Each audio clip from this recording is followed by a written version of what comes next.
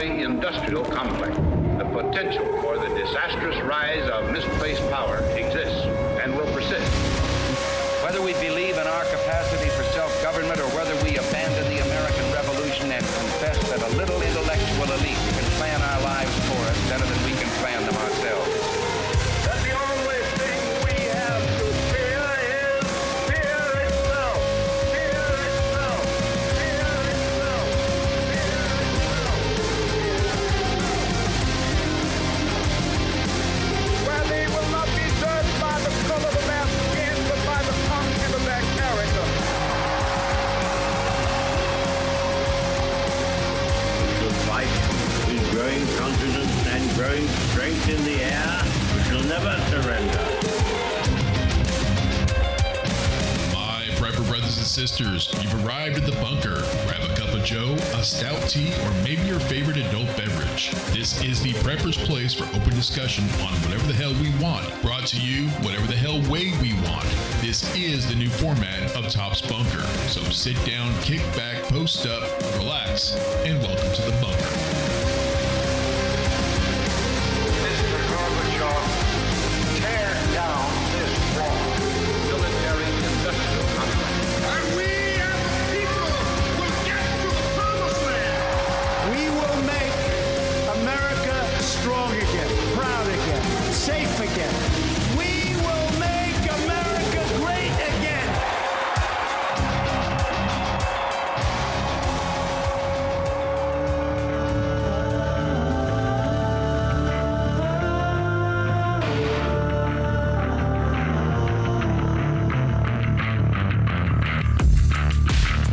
Preppers, survivalists, off-gridders, homesteaders, and the like. Welcome to Top's Bunker, a podcast for preppers. Leave a voicemail to get on the show, speakpipe.com/tops, or use the live message option on our Facebook group, Top's Bunker. Email us at shtf@topsbunker.com. Visit our site, topsbunker.com. In case you haven't noticed, Top's Bunker is now a weekly show, dropping new episodes every Monday night at 10 p.m. sharp. But be patient, getting the broadcast out there to all the different podcatchers can sometimes take a minute. It's a trickle-down kind of a thing. Big ones like iTunes and Google and Spotify usually get them first. Then the smaller audience podcatchers get their broadcasts. Please remember to leave a 5-star rating if your podcatcher has that function. Share with your friends and help us grow. We really do appreciate it. Don't forget to check the show notes for our affiliate links. If you think you find something that's useful, go ahead and get it. It would really help out the show, but you know what? The clicks really matter. So go ahead and click on one of those links and check it out. Also, on your podcatcher, you'll notice there is a button right at the top that says text a host. You can text us directly. We will get your text and we will answer you.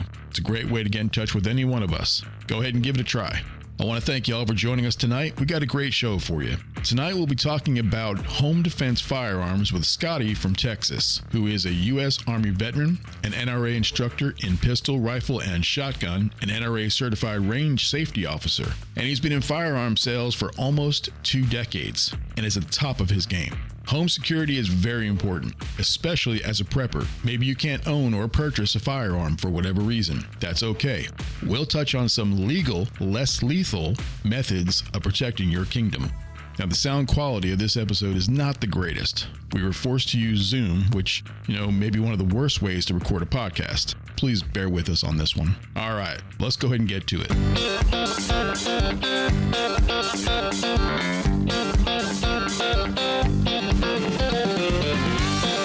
We're going to try and keep it on Home Defense Firearms. I know we're going to end up like on some 60 caliber machine gun that hangs off the side of a helicopter or something, but Home Defense Firearms is what we're trying to stick to. Everybody should have a Modus. I'm just saying. You don't have one, Keith? I have one in my cart. It's like a cart on my computer. Oh, Amazon. You gotta get it out of the Amazon cart, man. I only wish. I'm still looking for grenade launchers. I don't know where you can buy those, but I've seen people on YouTube that have grenade launchers, and I want one so bad for my AR. Well, I don't think they're legal. I don't know. They're what now? Grenade launchers, like the old M203s. Yes. So they do have grenade launchers that you can buy. They are quote unquote not for grenades, of course, but they do have them that you can actually buy that will mount underneath a current AR-15.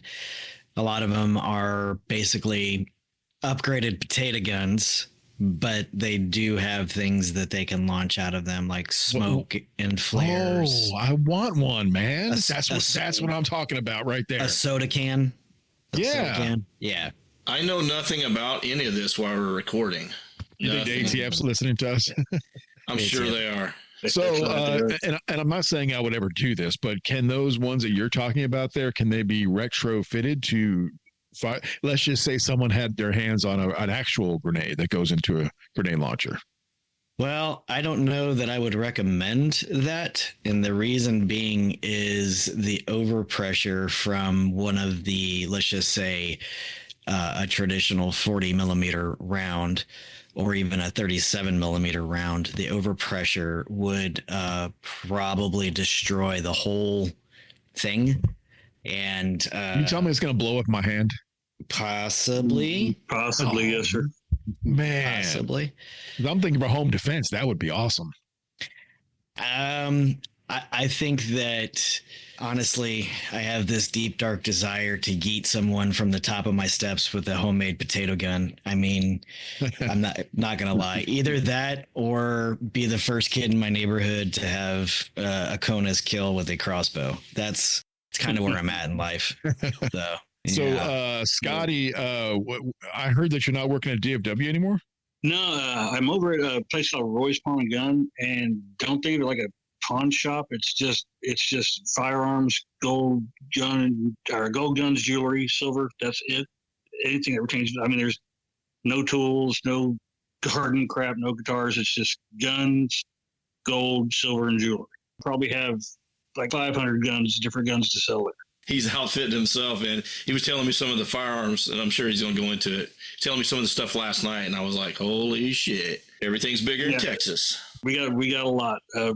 We got everything. Pistols, rifles, hunting rifles, shotguns, ARs, AKs, ARPs. All kinds of really cool stuff that we sell. And we tell you right before the election, we were getting our ass handed to us with sales. So. Because people not really knowing which way it was going to go. So, but yeah, we sold a lot. Absolutely. So you're not at a gun range anymore, and I've shot at DFW plenty of times. But where are you shooting now? Then I've been going to a place here called ETTS, East Texas Tactical Solutions, all outdoor range. They have some, they have the short bays, they have long bays, they have, still targets. You set up paper static targets, but you can get out there. And what's cool about it, Keith, is you can go out there and you pay your fee, you get your lane, you can stay there all day, just for that one fee. I mean, hours and hours and hours. Oh, I love that. Yeah, that's great. It's cool because you can go out there and you maneuver. You're not sitting there shooting at static targets. You can actually do maneuver drills. We were doing presidential drills. We were doing Mozambique drills, transition drills. Just out there, literally having fun shooting and get some training in. Also, it's a good thing. I'm out there with I got a new belt that I built, battle rig that I built. So getting the adjustments for it. When I need to tighten up, loosen up. Just getting the rig ready is pretty cool. It's a really cool. If y'all are getting back down here, we'll set something up. I'll set something up. Go out there. It's kind of cool when the gentleman I work with, his son works there, so we kind of get a hookup so we can. Nice. Think y'all have a good time. Yeah. Can you hook it up for tomorrow morning? I'll drive all night. I could try, but you have to wait till I get off work tomorrow. Then I'll join you. But then again, you can stay all night. So it's cool. And they do night shoots out there. So like if you ever want to go out there, if you can afford, nods, PBSs and everything like that, you can go out there and do that. But they do it like once a month, I believe. It's a really cool range. I thought nighttime shooting was against the law in Texas. They have out there. They do it once a month. I guess they have something they can do it with, or something they talk to. They must have some kind of special license for it, or license permit, or something like that. Yeah. Because they'll let people go out there with nods and lasers and do a night shoot. But like I said, I think it's like once a month though. I don't know, man. I'm originally from Bear County, Texas, and I'm not going to say it was legal, but we did plenty of shooting at night.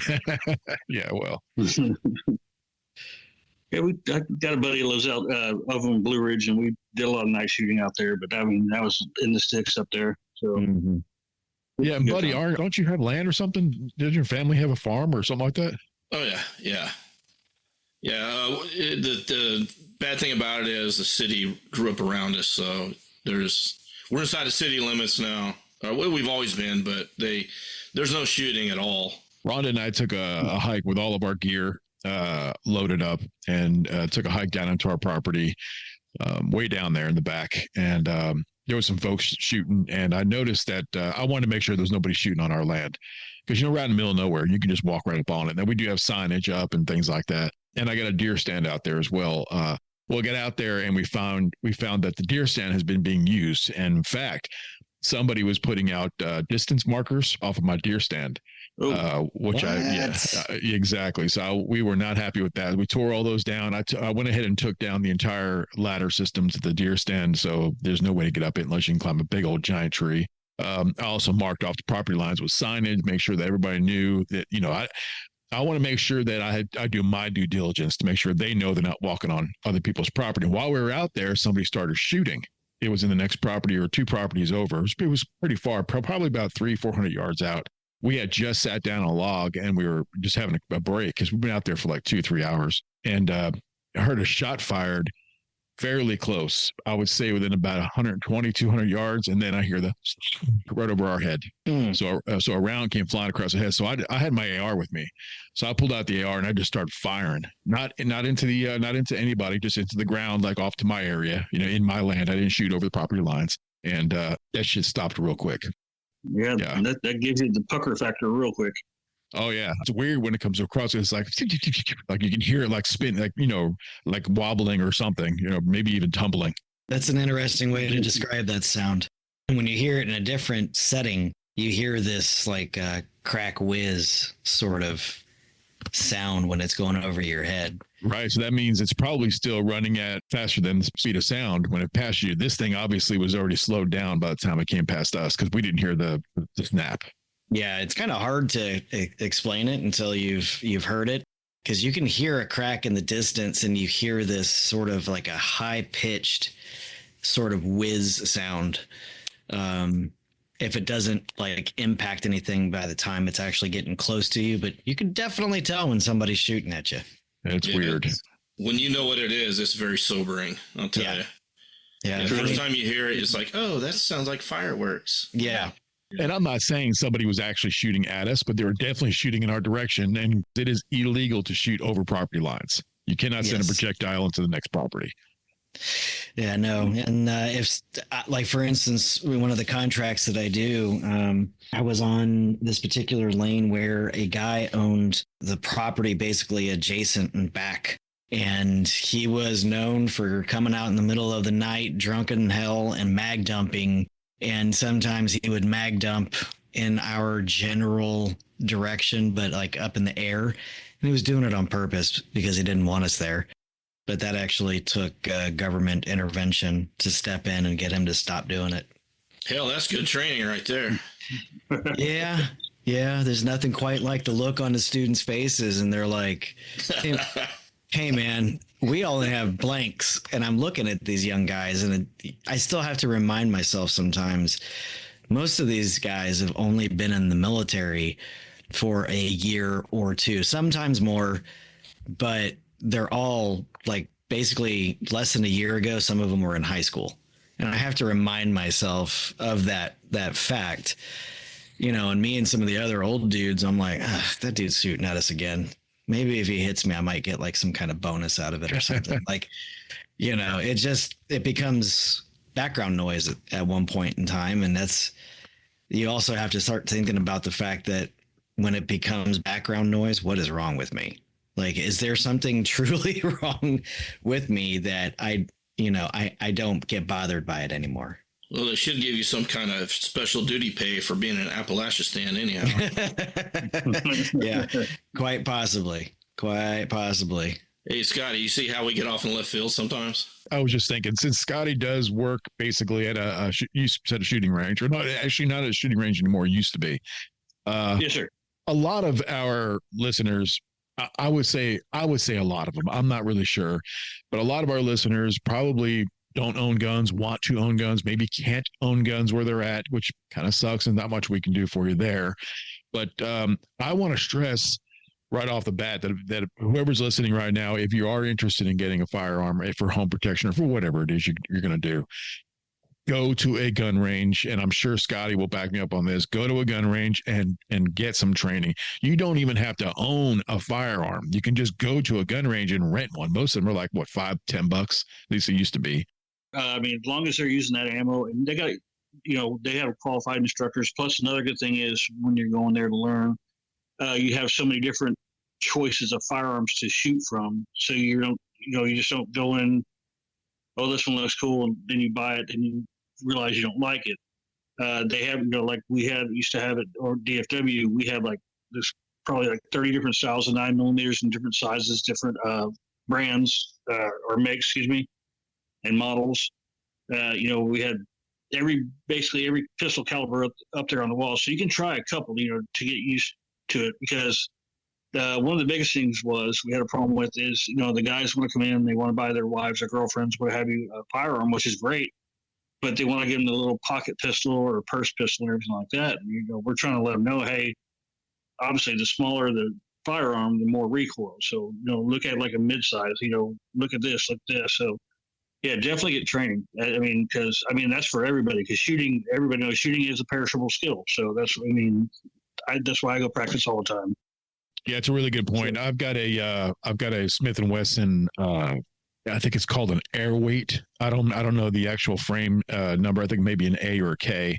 It's a very, very small revolver, but it's chambered in 38 special, and yeah. I have it because it was my mom's gun, and she's a small frame woman, and it was destroying her wrists shooting this thing. But women think they get these guns because they think, well, it's small, it's called Airweight, it's perfect for self-defense, but then they shoot it, and after a couple of, maybe 10-15 minutes, their wrist doesn't work anymore.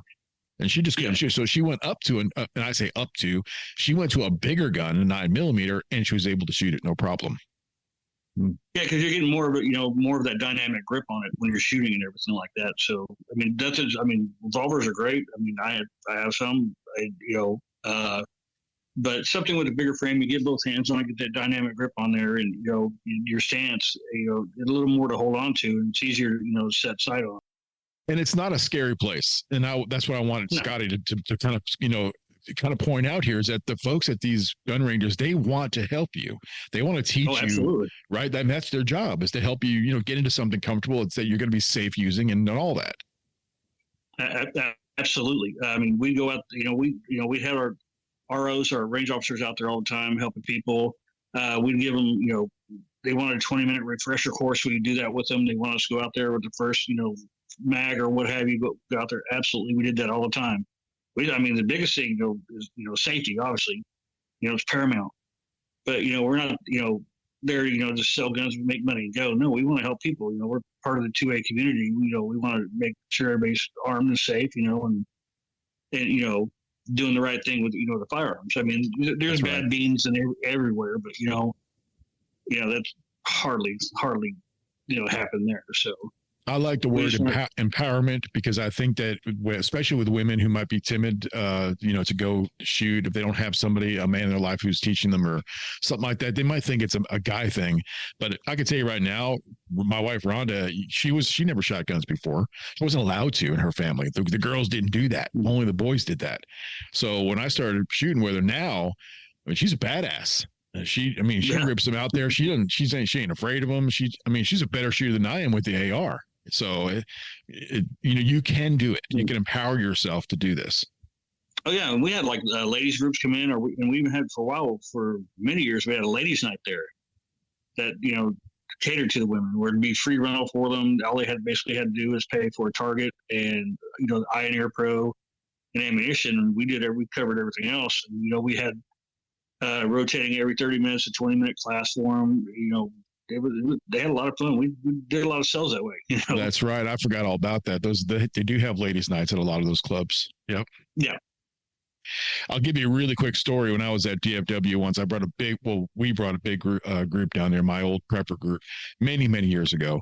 And we had like, I think 16 of us in there. We took like the entire, whole entire room was us. And I think there was like 3 people to each bay. And I was teaching 2 girls how to shoot first time. One of the girls, and it was a Mossberg 12 gauge shotgun. And Okay. she fired the weapon and blew the ceiling tiles out of the ceiling, or whatever it was, whatever the ceiling was. And the range master was sitting back and just looked at me, and had his arms both crossed, and he just looked at me and shook his head back and forth. And I was like, please don't kick us out, please. Yeah, we had a lot of that. We, people shooting the actual carriers and stuff like that. We try to, give them a, warning. Hey, man, aim lower, use your sights. Do you need help learning how to do this? And then we don't, because they a lot of people would try to sneak in their stuff, and first of all, we wouldn't let them in if they didn't have sights, any kind of iron sight. Either iron sights or a red dot. That's fine, but just come in there, straight there, no sights or anything like that. Just trying to point, it doesn't work that way. It destroys our equipment. So, but it's just like I said, you got to learn. And I saw there's multiple, shotgun damage throughout that whole range. If you take a look at the ceiling, you can see the ceiling is very damaged in there, or at least it was when I was there. And in the rails, you can see where the bullet holes are gone through, where, it's amazing that nothing, ricocheted, but we never allowed birdshot or anything like that through shotguns, because, had the propensity, the pattern was so big and the propensity to bounce back at you. So we never allowed that. So it was all double-aught buck or slug, which are great defensive rounds. So I have a question for Scotty. Yes, sir. Yeah, what is in your arsenal? I guess it's a 2-part question. What's your everyday carry? And then the second one would be, what is in your arsenal? Basically, my everyday carry right now is a Glock 19 Gen 3. I did put Tridge night sights on there, and I put some Ghost Springs in there and an Apex trigger, just made it more mine. But basically, in heart and everything, it's just a standard Glock 19. Another one that I carry is Springfield 1911 RO Elite in 9mm, but it's a commander size, carry size. So those are my 2 main everyday carries. Rhonda carries a Glock 19. What did you say your optics are? Tridge gun. Yeah, those are ones that like green, like they have the green. They always glow. Yeah. So I got on my nightstand, I got 2 little green eyeballs staring at me every night. So I love it. That's awesome. That would have been good for our Halloween special. The other parts of my everyday carry, I got a Benchmade Adonis, which I love. Good little knife. A Streamlight Micro Stream. I got a Gerber multi-tool that I keep with me every day. And then good old Bic lighter with about 2 yards of duct tape wrapped around it. That's I have it on me 24, when I'm out, not around the house, but when I'm out, I have that with me all the time. A true prepper survivalist right there. And there's some places I can't carry, a firearm or everything like that, but I do have some kind of blade with me, and Adonis is a little 4-inch blade. It's a good little Benchmade. It's made by Benchmade, I should say. It's a good little knife. Does that answer your question, buddy? Yeah, that answers it. I'm always wanting to know what everybody else carries every day. When you ask someone like Scotty, what's in your arsenal, you don't know what the answer. You don't know what the answer is going to be. And he did switch jobs to, it looks like he made a strategic move over there to better his foxhole there. Yeah. Always improve your foxhole. So the scripted question is, what do you use for your home defense? Well, like I said, I got the 19 beside my bed. I also have a Glock, Mossberg 590 12 gauge. I have my ARs and everything like that, but I think between the 9mm and 12 gauge, I think I'm fine. My son, he's 26. He has his pistols, and my wife has pistols, so we're all good. And plus, we have dogs, like Keith has talked about before. The early warning system. So if God forbid someone did try to break in and they got in, we do have a password where I'd yell it, which means everybody down. I can get beat of action on the bad guy. So it's like I say, home defense is the Glock 19 and the 12 gauge, right? Do you live in a 1-story or 2-story home? We live in a 1-story. The good thing about it is all the bedrooms are in the back. So if they came to the bedrooms, they have to go down a hallway, which is a K zone for them if they walk through the hallway because we're in the back bedrooms. That's a good point. I wanted to ask you, jumping off of Buddy's question, you said that you carry the Glock 19, which is chambered in 9mm, and I love it. That's you guys have heard my spiel before. 9mm is what I carry because it's so it's you can find it pretty much anywhere out there, and you can also barter with it, which is a good thing as well. Do I love a 40? Sure. A 45? Absolutely. And a 50? Why not? But how hard is it going to be to find a 50 caliber round when the shit hits the fan? You're 6 months into it. I don't know. I'm pretty sure you can find 9mm everywhere, because a lot of people are like 9mm can't do shit. I think the stopping power in a 40 or 45 obviously is going to be more of a threat, but that does not mean a 9mm is not a good self-defense round. Do you guys agree or disagree? I agree. It's a great self-defense round. Yeah, I would have to agree, and I think it's also the quality and the type of 9mm that you buy. If you're buying 9mm that you bought in bulk to go to the range with, or throw some rounds down range with your buds, may not be the best quality, but for what it is, the velocity versus arc versus straight travel of the round on the backside when it starts to decelerate is still really good. It's still great. Yeah, it's round placement too. Yeah, and it's shooter dependent. It really is. Yeah, you put one round in the right place, game over. Yeah, there it is. I mean, you knock 2 or 3 rounds, someone's center mass, they're going down. I mean, if obviously they don't have any kind of carrier or anything like that, wearing anything like that, but most people, 99% of people aren't wearing that shit. Center mass, you're toast. I got another question. I'm going to be full of them today, Scotty. How do you like a shotgun for home defense? What are the pros and cons of the shotgun? Pros, obviously, the stopping power behind it. You have to aim. You can't get it in the general direction and let off some rounds. Cons, say you're shooting double-aught buck. How many pellets are actually hitting bad guy? There's a lot of power behind it. Also, the limit on the rounds sometimes, on the shells. Like mine, I have extended tube on it, so I can run 7 and 1. But, in a blind panic fire, how quick are you to be out? That's a con. If you run slugs through it, you want to make sure you're not it's going to go into another bedroom or into someone else's house or anything like that. So, there's always that, no matter what, you're responsible for every round. I mean, mine, I have a tack light on it. That helps. Man, that's kind of hard, because I've never been in that situation. And, from what I read and the classes I've taken, everything like that, I've taken the shotgun courses, and they're good, practical home defense. And sometimes they're a lot more affordable to people who can't get, the pistols or anything like that, or, have a hard time with pistols. Some people just can't, shoot a pistol. They just have a hard time with it, but they're much better than rifles. I know a lot of guys like that. I would say the pros outweigh the cons on that for home defense. Keith, you have that 12 gauge, right? You have that, or bullpup, 12 gauge, right? Yeah, that's actually Rhonda's gun. Yeah, that's Rhonda. Okay. The whole point behind that was that you could have a much you're holding a smaller frame, but you're still getting the full size barrel out of it, which I feel when you get one of those in your hand, you feel like a freaking badass. Yeah, we sell them. G-Force makes them. There are a couple. EAA makes some. Citadel makes some, and we sell them big time. Those bullpup shotguns and the AR shotguns and the AK shotguns, we sell them all. Yep.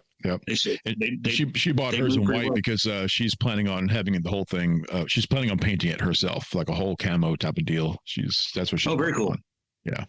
Yeah, I've rattle canned a couple of my firearms. Not the greatest, but it's a work in progress. But they're cool to me. That's all that matters. So. Well, and I started out, what you said about them being very affordable, like the Mossberg 88 pump action, which is probably one of the cheapest ones you can get out there, which is still a really good, I think, good quality gun.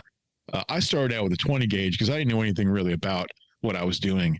And I quickly traded up to the 12 gauge, which I'm a full big fan of. I'll stick with that. And then once I really felt comfortable with firearms and long guns and that sort of thing, then I sold my pump actions and I moved up to semi-automatic, which I feel just more comfortable with. Some people aren't. That's a lot of firepower all at once. But really quick. Yeah, really quick. But I felt it was time for me, and that's what I like. I was just gonna say I still enjoy a pump action for the house versus a semi-auto. I don't know what it is. I don't know if it's a mentality thing. We had 12 gauge shotguns coming up in the Army. They were trench guns. And it kind of just reminds me of that. And that's what I've trained with. The only semi-auto shotgun that I have is for bird hunting. And what's pretty neat, Mossberg is making a throwback of the trench gun in the 590 series. And it's an old school with the old cheese grater on top, the heat dissipator. It's a very cool, classic looking shotgun. Very nice. Are the 590 series expensive? That one is because it's a retro, but you can get them anywhere from a used one for around $350 to a new one around $560, $575, just depending on because they have some different variations of them. But a good, decent Mossberg like 590 series and 700 tops. But I mean, it's a tack shotgun. It's if need be, you can use it for hunting or whatever, but it's more of a tack shotgun. Yeah, as opposed to like an 88, which you can get for under $200, which I think personally, if it's your first shotgun, I don't understand. Mossberg 88, that should be your first shotgun. Pump action. Easy to use. That's what I was gonna say. It's a very basic, the Mossberg Maverick 88 by Mossberg, and that's a great beginning shotgun. Seriously. Yeah, mine was a Mossberg 500. Damn, that's a nice gun too. Oh yeah, of course, the Remington 870s. They're hugely popular, and there's like so many variants of that for hunting and or home defense as well. I think one of the reasons I like the 500 also is the availability of aftermarket accessories. Oh, absolutely.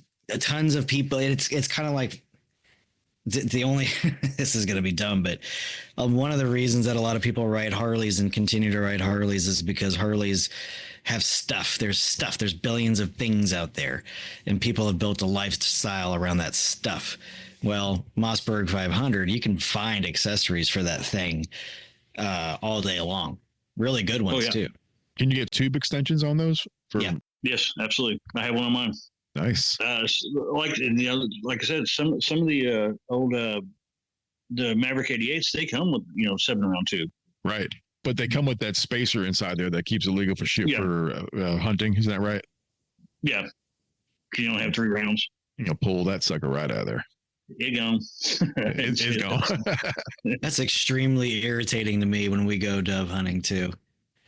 Because when I first started dove hunting, I'm like, hold on a second. You can only have 3 rounds in here? Do you see how many birds are in the damn sky? You're hungry, man. You're hungry. Yeah, I'm like, I'm trying to kill some birds out here, man. Just carry multiple shotguns with you. So funny story about that. There's a way to get around it, but you better have your head on a swivel. I'll just say that. Can you carry multiple firearms when you're bird hunting? Technically, no. Depending on what state you're in, at least here in North Carolina, no. But you can have a whole lot of people hunting in the exact same spot, and you share, and people play nice, and you share your birds. That's how you multiply. That's how you multiply your yield exponentially. AK-47, the very best there is. When you absolutely, positively got to kill every motherfucker in the room, except no substitutes. Being this is a 44 Magnum, the most powerful handgun in the world, I will blow your head clean off. Say hello to my little friend! Off-gauge autoloader. That's Italian. No pump or oil. The 45 long slide with laser sighting. It's a brand new, we just got them in. That's a good gun. Just touch the trigger, the beam comes on, and you put the red dot where you want the bomb. You can't miss. Anything else? Phased plasma rifle in the 40-watt range. Hey, just what you see, pal. Uzi 9mm. You know your weapons, buddy. Every one of these is ideal for home defense.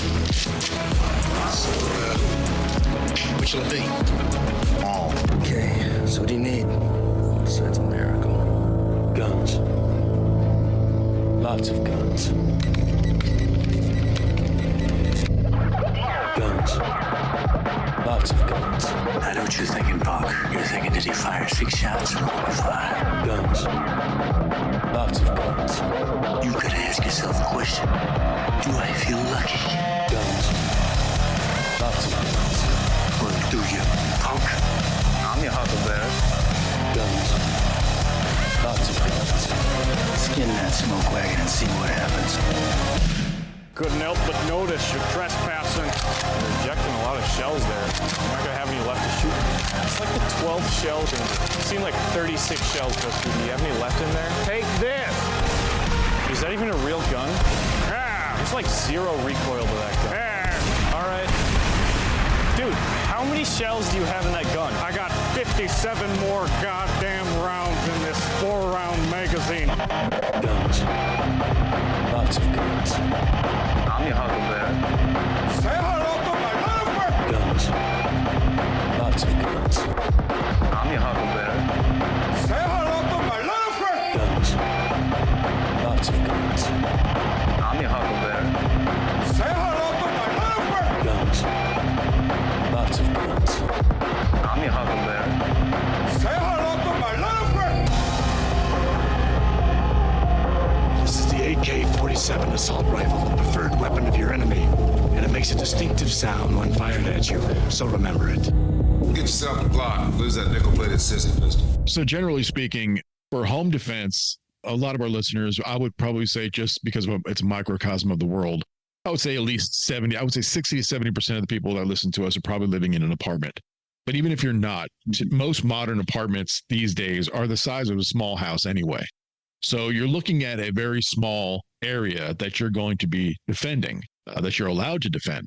What I'm thinking is close range firearms are what you're going to really be interested in when it comes to home defense.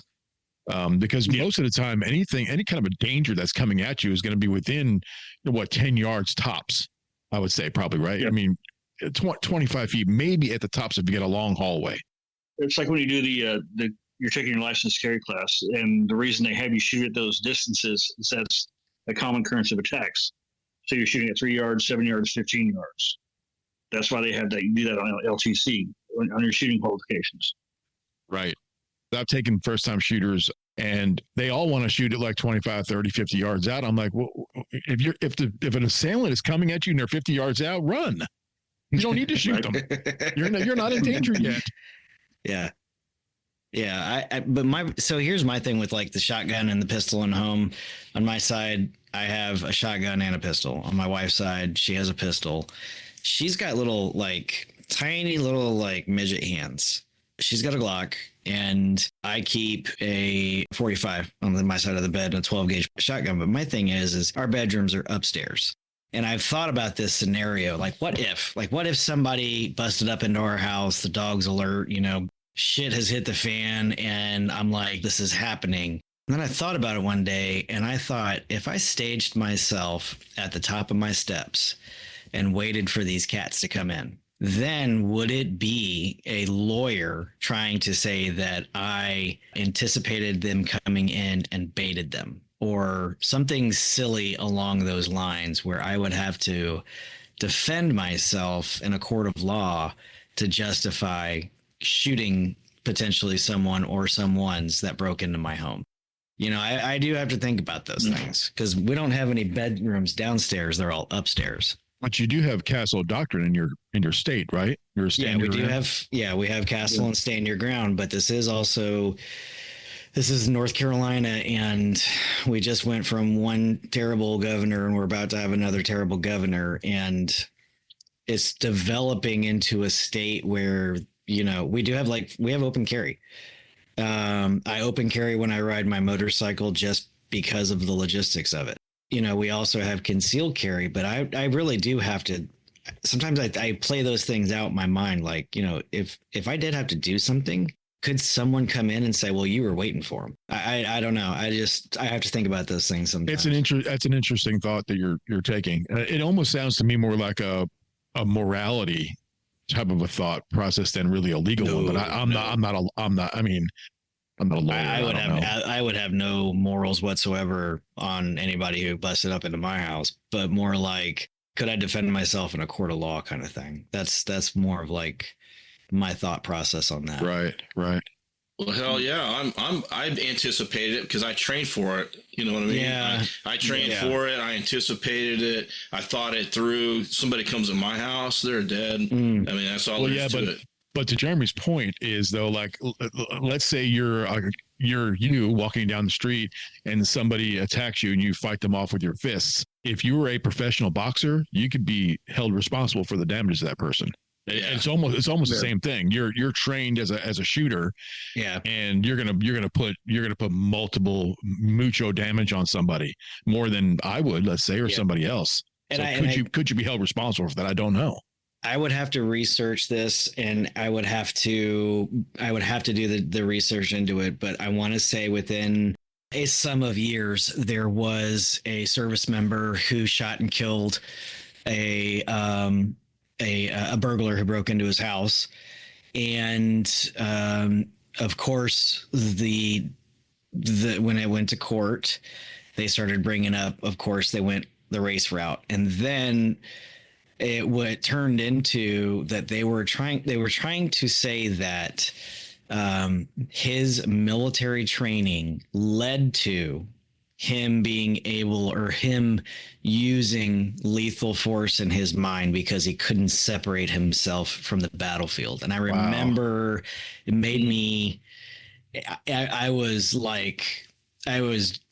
lava pouring out of my eyeball sockets because I was so damn mad about this. And he was exonerated. He was not found guilty, but the fact that they used his military training against him in that manner, man, it just made me sick to my stomach. That's kind of like, Minority Report thought police type of bullshit going on there, man. Yeah. Right.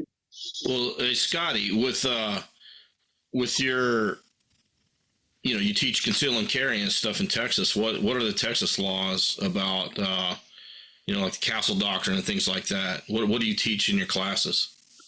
Well, I'm not an instructor, LTC instructor, but I was always RSOing for them that we did at the range. So, we did have the castle doctrine, obviously, and the standard ground. Basically, I mean, from what I'm sorry, because it's been a while since I've done those classes. From what I remember, in Texas, you have the right to stand your ground. And I believe when I took my class, the instructors, they didn't tell you what to do, but they did say that it's probably always best if you retreat and then protect yourself. That's what they tell you is the most common sense thing to do. But law wise, you are allowed to defend yourself, your property, your loved ones, your pets, whatever it may be, with lethal force. Remember these words: I feared for my life. Yep. I feared for my life. A lot of attorneys will immediately default to the presumption of ability to retreat. Why didn't you retreat? Why didn't you just run away? That kind of thing. Yes, that's kind of how the instructors put it to us when in the class. Exactly. Now, if you got kids in your house, all bets are off. If you got kids in another room someplace, you're not going to retreat into your bedroom when you got kids in the house. You got to go protect kids or whatever it is. Exactly. I have never shot a person before, but I'm not going to think about that in the middle of the night when somebody's breaking. What I know is that there's somebody in my house that hasn't been invited. There's somebody there who's going to do us harm. And at any second, one of us is going to die. That's what's in my brain. So shots down range, it's going to happen. Well, here's a question for all three of y'all. So take a first-time person who's having to defend their home. I know how I feel about it, buddy. I'm pretty sure I know how you feel about it. But how much do you think the psychology of ending a human life plays into whether or not someone pulls the trigger? You know what I mean? I think it's a huge factor. You think so? I do. Especially a lot of people that, never trained or never took, gone to any kind of classes or anything like this. They just, just bought a gun to make them feel safe. And then someone's coming in and then they have to actually take that shot. That hesitating can get yourself killed.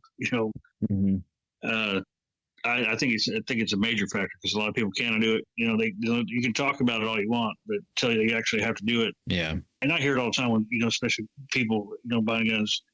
Someone comes to my house, they're gone. They're gone. I don't think they're really thinking about it. I knew soldiers, their first time, when you actually commit to the action, you pull the trigger and you see it happen. The first time for me was like, oh, okay. But it didn't really process because I knew for me personally, I had to do what I had to do to go home. And this person in front of me was trying to prevent me from going home. I just don't know that there's a whole lot of people who have that, that reality or mindset of if I do this, this person in front of me or wherever they are is permanently gone. No more person. I don't know. I don't know. I have never really put to thought about how someone else on the outside would feel about it. Yeah, everybody's different. I've seen trained guys who you would never think that would hesitate at all in combat. Just go down to the fetal position and not even participate. And I've seen guys who you're like, okay, when the shit hits a fan, we start exchanging lead. These guys are going to run, and those guys are the one that, the heroes of the battle. So, yeah, I mean, you never really know until it's time to do it. But, that was a great question, Jeremy, that, people, everybody's different. And, to me, you're going to fall back to your level of training. Yeah. And in the military, it's easy because, all the free ammo and all the situations, especially if you're an infantryman like we were. Yeah. But, when you're out there buying those beans yourself, that's the most sobering thing I did as a civilian. Come out and go to the range. I'm like, wow, I got to buy this stuff. This is crazy. Damn, I never knew it was this expensive. But, training. And you're constantly looking for sales. Oh yeah, most frugal. Yeah, what do you mean it's 48 cents a round? Yeah, I'm the only one here who hasn't been in military, so I'm going to put it to you my way. All of my training, every class that I've taken, everywhere you hear, everything you watch, everything tells you you're not supposed to point a firearm at something you don't want dead. You're not supposed to point a firearm at a person. You're not supposed to want to shoot a person. You're not supposed to want to kill a person. This is what's in our brain, our non-military brain, someone who hasn't done it as a job. So when you're at the range and you're shooting targets, in your brain, these are targets. In y'all's brains, they're the enemy. You've been trained that way. That's what you're trained to do. So I understood this. I've hung around military people in my prepper groups and these things that I was in my early days of shooting. I hung out with Marines, and they told me, and I learned this early on, that when I'm at the range, I have to think of that target as the bad guy, as a person that I need to stop. They have to be stopped at whatever cost. So whenever I'm training, that's what I think of, because your question is awesome. It's brilliant, and it's definitely need to be asked, because the truth of the matter is, had I not trained that way, if I had to pull my firearm out, let's say at the Walmart, somebody's a shooter, something's happening, and I have to defend myself or somebody else. A regular person is going to be thinking, do not point that firearm at a human person, at a body, something that you don't want to die. But when you're training, you have to remember that target is something you're trying to stop, not something you're trying to kill. And I've constantly done that over and over and over again. So in my non-military way, I sort of trained myself in a sort of military way. I don't know if that makes sense to you guys, but that's how it comes over to me. No, that does make sense. And I think another big thing that a lot of people, no matter how much they train, buddy, you said you fall back to your last point of training. Some people would say your lowest point of training, because when you pull that firearm or you are looking downrange at an individual that you intend on pulling the trigger, the next thing you know, the adrenaline and the fog and all of those things set in, and you realize your hands look like you have palsy and you feel like you're just straight autistic. There's this, when you have an adrenaline dump, right before you pull the trigger, it is the worst feeling in the whole world. It sucks so bad because you have to fight through it. You have to continue to go through it because the first part of that adrenaline is I got to haul ass out of here.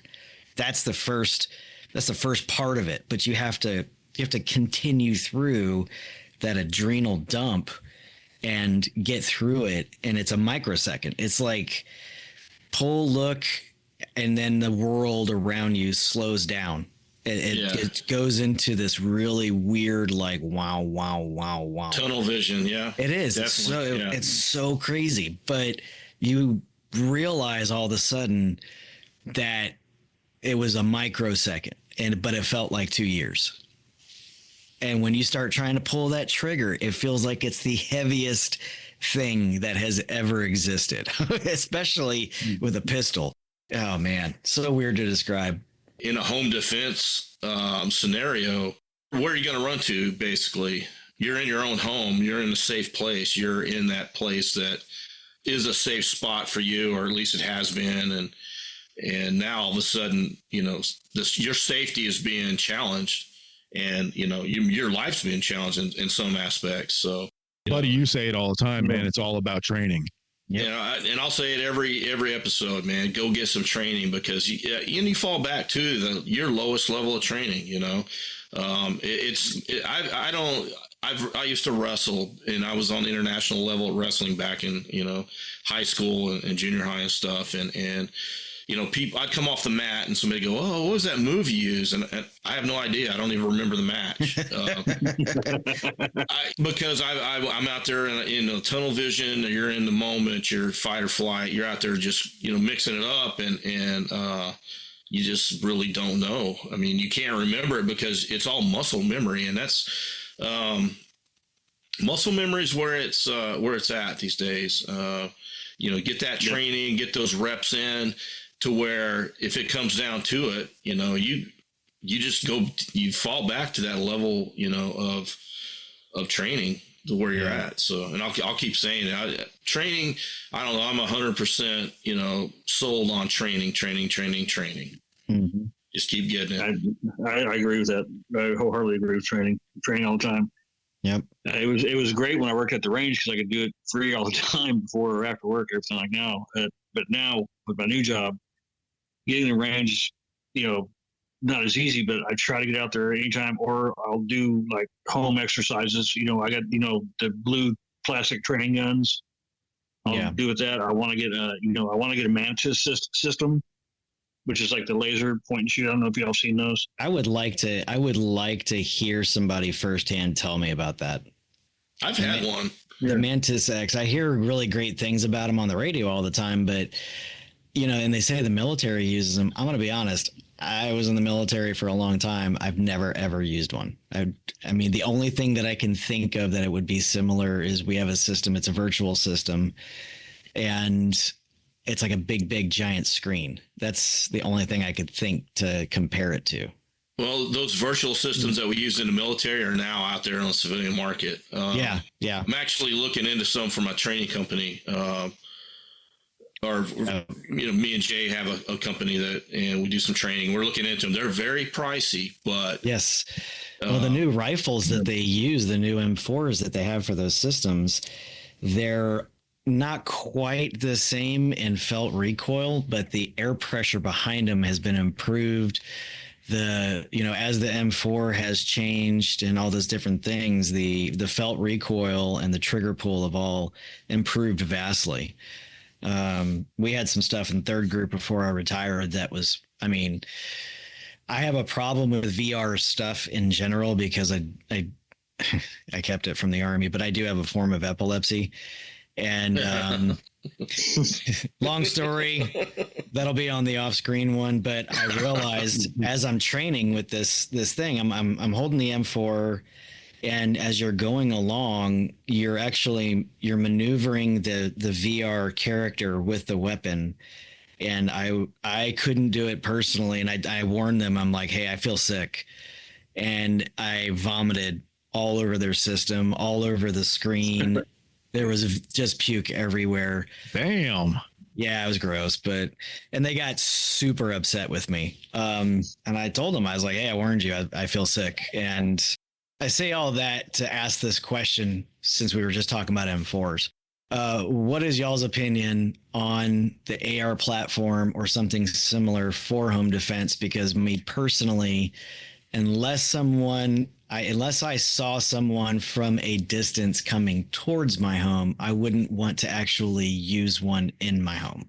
What are y'all's thoughts? I'm going to start with this one because I do have close to 40 acres, and I would not, unless I absolutely had to, I would not use my AR inside the house.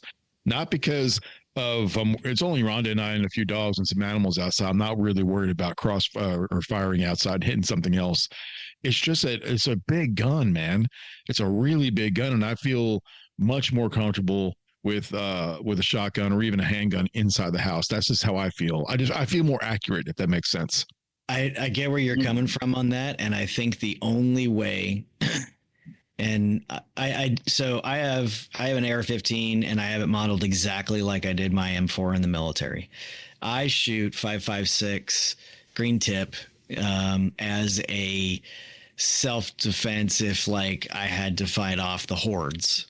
I use 223 for hunting and for practice, but the hunting rounds that I use 223 are orange tip nozzlers. The penetrator has a large fragmentation pathway, but still, you're talking about a round that's gonna just continue to go until there is enough sufficient force to stop the kinetic energy behind it. The green tip penetrators are made to go through things. Orange tip nozzlers are made to go through small to mid-grade animals like we have here in North Carolina. It's going to go through the person, it's going to go through the wall behind the person, and then it's going to go to a destination unknown. Yeah, so before the other guys mentioned, I want to just throw in there, coming from the multifamily industry, I have seen the damage of a 9mm going through 3 walls of an apartment building. Mm-hmm. Three walls, and that's a 9mm. Okay, those walls are paper thin. If you shoot an AR, there are some videos out there I've seen on YouTube. There, you can shoot an AR, it'll go through 10 apartments. Yeah, the apartment walls are nothing. They're just super thin. They're half-inch sheetrock with a little tiny bit of insulation between them. That's it. No, I mean, I'm saying the same thing. I wouldn't feel comfortable using my AR as a home defense. I would just be so worried about the over-penetration of the bullet. You know, even though I'm in a house and I live on a cul-de-sac, the houses aren't that far apart. So that's what I would be worried about. So I wouldn't use mine as a home defense. I mean, a last-ditch effort, yeah.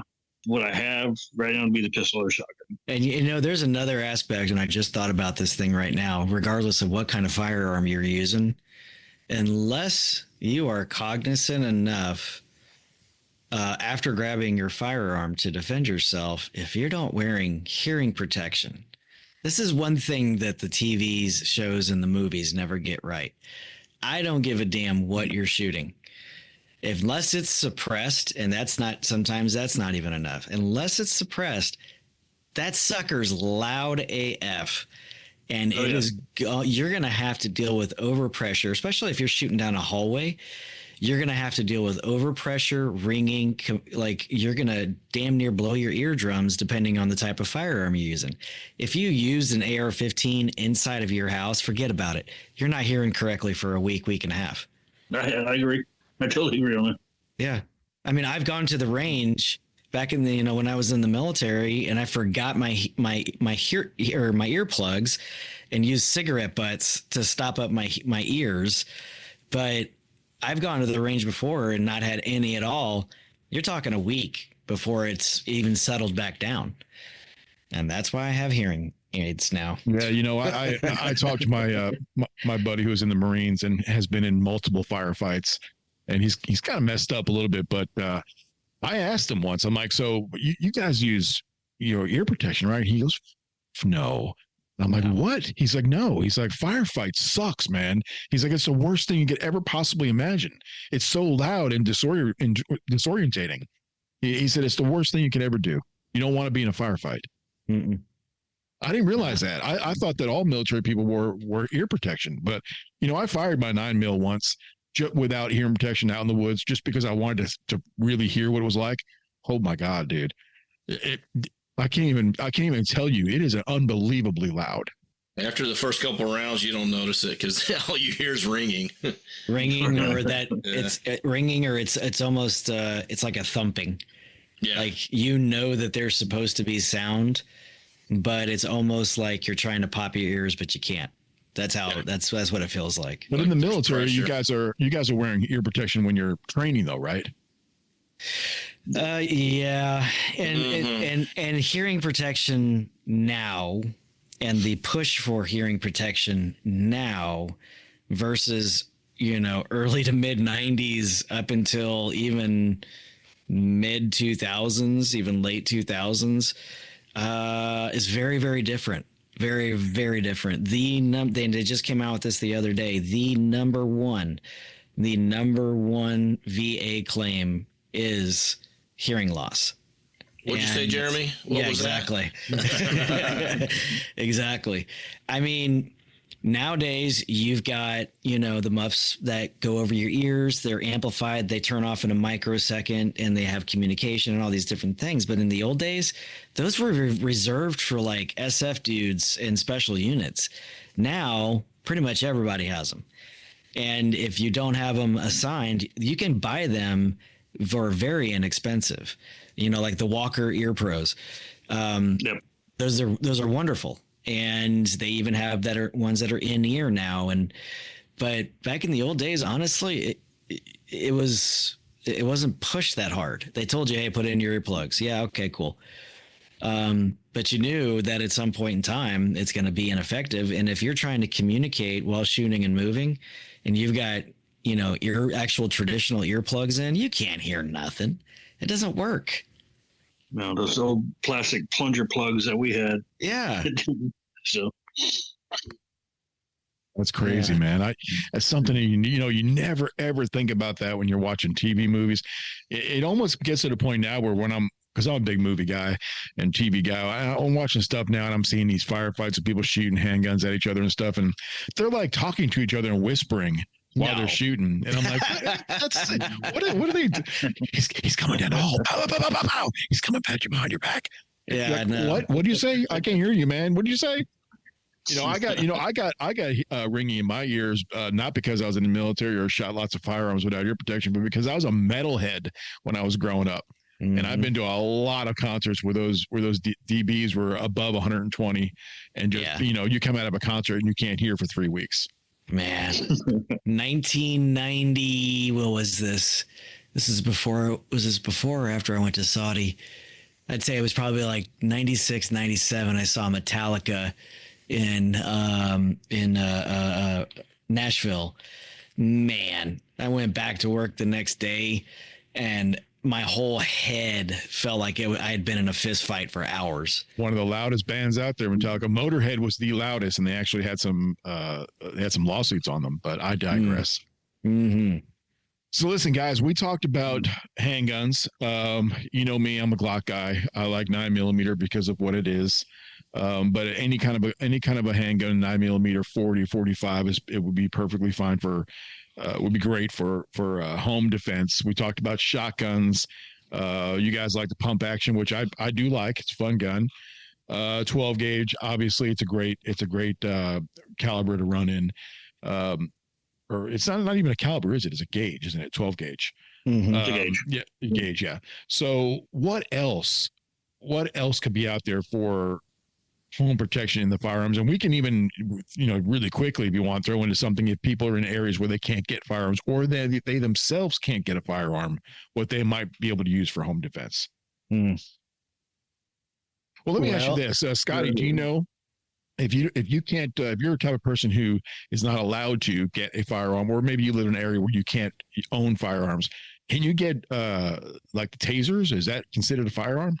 It's not considered a firearm, but a lot of places don't sell them unless you have like like level 2, level 3 security guard training, stuff like that. I know you can get the pepper blasters, like who makes those? Well, the newest one is Byrna.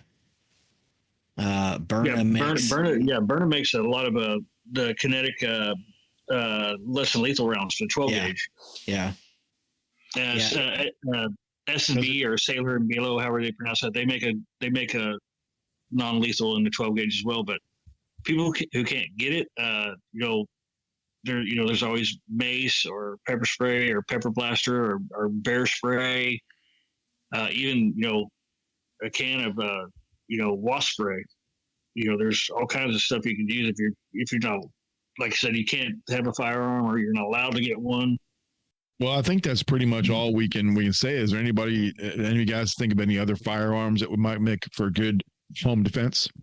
I mean, aside from like a revolver, I mean, for me, revolvers, I just love them. I think they're a beautiful machine, the way they're built. I just feel it's a nice piece of technology in your hands. But for me, a semi-automatic is just, I want more firepower. Well, I inherited my dad's Ruger Security 6 police special when he passed away, and that thing is a gigantic honking just chunk of metal that, I mean, I can remember shooting it when I was a kid and I was absolutely terrified of this thing. But when you look at the 357 hollow point and you're like, that would literally shred somebody's like whole arm off. It's so gnarly, but it's so much fun to shoot them because you're like, you just can't help but get that dirty, hairy look on your face, But realistically wise, though, we're using an old classic revolver. Will it work? Yes, but if you had a smaller frame, faster shooting hammerless or closed hammer revolver that shoots faster, because like mine does not shoot fast. It does not shoot fast at all. No, mine doesn't either. You get the trigger pull feels like you're pulling a mile, and yes. Not only that, but it's got the hammerless, which is great. I love that too. But honestly, by the time you get that trigger all the way to the end where it fires, you're hoping you're still aiming in the right direction. Yeah, very true. We're going way over time, but anybody want to talk about maybe ammo? If there's any type of, for the shotgun, we talked about slugs, but I'm not sure slugs are really great for home protection. I think they would be, but you miss something, you're just going through walls. Yeah, and don't undersell the 22. I have to say it. Never undersell the 22. Well, let's talk about 22 for a second, because there's a lot of folks out there that think that 22 can't kill a person.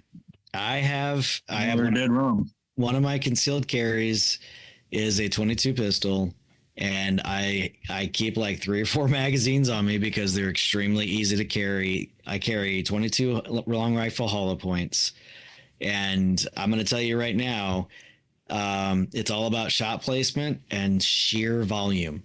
I mean, if you do enough of a thing in one spot, it's probably going to suck after a few moments, How many rounds can a 22 handgun hold? Mine, the one that I have, carries 13. Okay, that's decent. Yeah, I think it's between 13 and 15. I'd have to go back and pull out one of my magazines. The only downfall of it, though, is that every single time I go to shoot that particular pistol, I have to always carry extra oil, and I have to clean the ever-living hell out of it every single time because it just, like all 22s, it gets dirty beyond belief instantaneously. Yeah, even Kel-Tec makes a PMR 30, which will hold 30 rounds, but it's 22 mag. But they have 30 round magazines in them. Mm-hmm. So, and that 22 mag, like I said, like we talked earlier, is loud. Yeah, you'll be surprised how loud that is. Yeah, I mean, I actually will practice clearing my house which I do sometimes. My wife looks at me like I'm mental, but I have a 22 rifle that I will also practice with, and I practice magazine changes because on a lot of 22 rifles, to change out the magazine is kind of like the old M1 or M14. The actual magazine latch and release is in the back, so you do have to get in there and you do have to practice with it. Well, I always tell people in the last couple of weeks that people have been buying a lot of guns and everything like that. Yeah. And I've talked about training and something like that, but I'm also saying, well, you're you're getting these firearms, you need to buy ammo, get some kind of ammo, something to practice with. And they'll just buy hollow points or defensive rounds, and that's it. And I'm like, well, you need to get some ball rounds. So, buy ammo, practice, keep on it. Yeah. No, that's a really good point. So we, on our ammo shelf, we have a shelf that's all for our practice rounds. And then we have a shelf that's all for we got a cabinet that's for our self-defense and our good stuff. Like you were saying, the green tips and red tips and hollow points and the XTPs, I think they call them. We got all that stuff in there, but they're never in our firearms when we're just practicing ever. I remember one time I shot a magazine and I went and I realized I had the expensive stuff in and it hurt. I was like, oh no, man. Yes, once you start buying ammo, you'll know what we're talking about. Oh yeah. I've done it. Yeah. and it does get, like the XTPs, they get expensive. And I went through one of the Chip McCormick 10 round magazines from 1911, and I was like, son of a bitch. Yeah, I've actually been to the range and didn't double check, and I'm dumping my mag a little bit there, and I'm like, this doesn't feel right. And I drop the magazine and I look, and it's all of my razor tips, hollow points. And I was like, damn, that was about $80 I just shot. Dang it. Golly. At a paper target, which you get madder about. Yeah. Yeah. People need to budget, they'll budget for food and budget for, entertainment night or date night or, whatever it may be, for clothes. Put in your actual budget, put in some training, I personally do it. I have a training budget to where I put a little bit in ammo every month, a little bit. I know what I'm going to shoot every month, so I got to replenish that stock, and I'm not shooting, like you said, you don't shoot your good stuff. You shoot, training rounds or the cheapest you can, which, comes with a cost, but, it has its own problems, I guess is what I want to say. But, it's part of prepping, people, absolutely.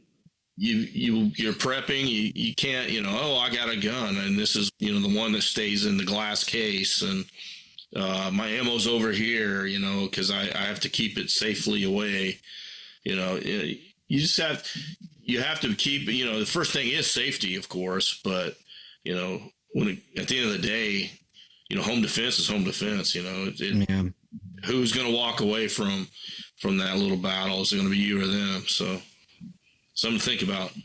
Yeah. And I've told the story before, but I started buying my ammo at least a year before I bought even my first gun. I knew exactly what guns I was going to be buying when the time came, but I wasn't ready to buy a gun yet. And I just wasn't sure yet. And I didn't know what I was going to get, but I knew what ammo would take. And I started buying 9.223 and 22 and even 12 gauge a year before I even bought my gun. So every time I saw a sale, I'd start buying it. So I had like thousands of rounds of stuff before I even got my first firearm.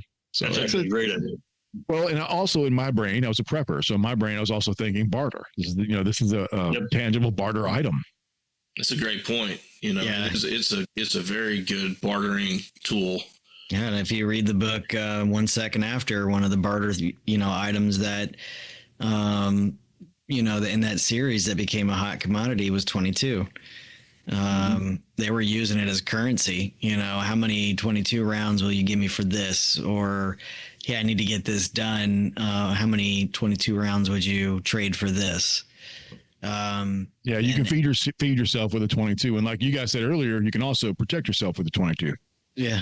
And they make some really neat. I mean, there's so many different guns that shoot 22, and rifles. Like I have a takedown backpack model, Ruger 1022, and I actually got one of those for my birthday from my wife this year. I love it. Oh man, I absolutely love that thing.